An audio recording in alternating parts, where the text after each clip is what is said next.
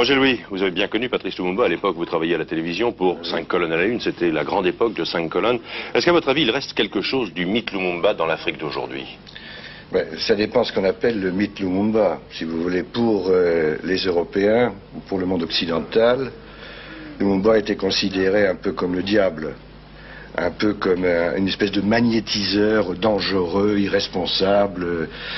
Bon, je ne pense pas que ce soit ça le vrai visage de Lumumba. Je crois que Lumumba était probablement le seul homme d'État possible pour l'Afrique. Je veux dire que il m'est arrivé de discuter très longuement avec lui à plusieurs reprises. Qu'est-ce qu'il disait? Il disait premièrement, aucune idéologie de type occidental n'est applicable à l'Afrique. On l'a accusé d'être communiste, on l'a accusé d'être marxiste. En fait, il disait, aucune idéologie n'est applicable à l'Afrique. L'Afrique doit trouver elle-même une forme de développement qui correspond à sa civilisation propre et, disons, à son mouvement ancestral. Il disait, les États ont été créés artificiellement en Afrique par les puissances coloniales. En fait, il balkanise un pays qui est basé sur des problèmes d'ethnie, qui est basé finalement sur une civilisation qui ne tient pas compte de frontières artificielles. Non, mais justement, est-ce que Lumumba, c'était pas le retour au tribalisme? Non, c'était pas ça, si vous voulez, dans son esprit. Pour arriver à proposer, avec Kwame Nkrumah, peut-être, qui était à ce moment-là l'un des leaders du Ghana, de revenir sur comment dirais-je, une approche plus conforme à la civilisation de l'Afrique noire, qui est le fait de respect d'ethnie, mais qui s'étendent bien au-delà des États, y compris du Congo, si vous voulez, qu'on retrouve finalement dans toutes les... qui s'étendent sur toute la civilisation bantoue. Bon. Je crois qu'il était probablement l'homme qui, de part à la fois, c'est un homme extrêmement intelligent, extrêmement réfléchi, et qui avait effectivement un pouvoir et un poids sur l'ensemble du monde bantou, du monde africain, et qui aurait pu probablement aboutir au niveau de l'Afrique s'il n'avait pas été tué, assassiné. Et c'est probablement l'une des raisons pour laquelle il a été assassiné. Bon. Aurait probablement changé le sort de l'Afrique. Et quand il est arrivé ici à Bruxelles, vous l'avez dit, c'est vous qui l'avez conduit à Gand, à Liège, ici à Bruxelles, au siège des Amis de présence africaine. Il a eu à tenir plusieurs conférences. Et beaucoup posaient des questions à tendance communiste à Patrice Lumumba, au point qu'il y a eu même une question lui demandant comment allait la lutte des classes sociales au Congo. Dites-nous, est-ce que Lumumba était communiste?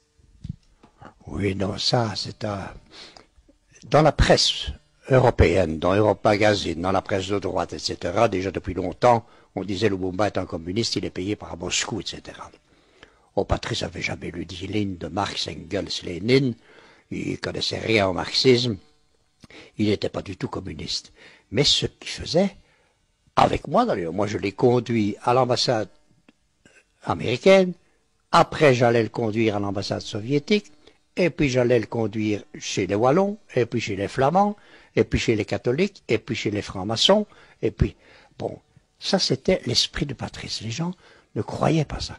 Mais il n'a jamais été communiste, il l'a déclaré d'ailleurs plusieurs fois à la radio et à la télévision.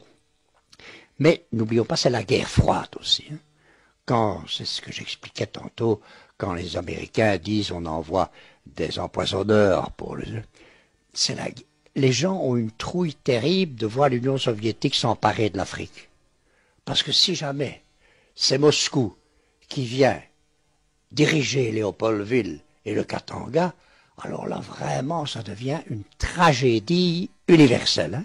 Ça veut dire que pour tous les gens de l'OTAN, pour tous les pays occidentaux, ce serait quelque chose de terrible. Donc, comment en plus Patrice n'a pas l'air de jouer le jeu des Américains, pas l'air qu'il a l'air vraiment indépendant, donc ça donne une image de peur et d'angoisse dans le monde anglo-américain, où on se dit, oui, il faut faire attention, il ne faut absolument pas que les Russes viennent, avec l'Union soviétique, gouverner l'Afrique noire. Et c'est pour ça qu'on accélérait l'image dans la presse en disant Lumumba est un agent de Moscou, Lumumba travaillait avec les communistes, ce qui n'était absolument pas vrai, quoi. Êtes-vous communiste, monsieur Lumumba? Je dois toujours rire quand on me pose cette question. Je ne suis pas du tout communiste. Vous savez qu'on m'a souvent présenté comme communiste, anti-blanc, anti-belge, l'homme qui veut détruire.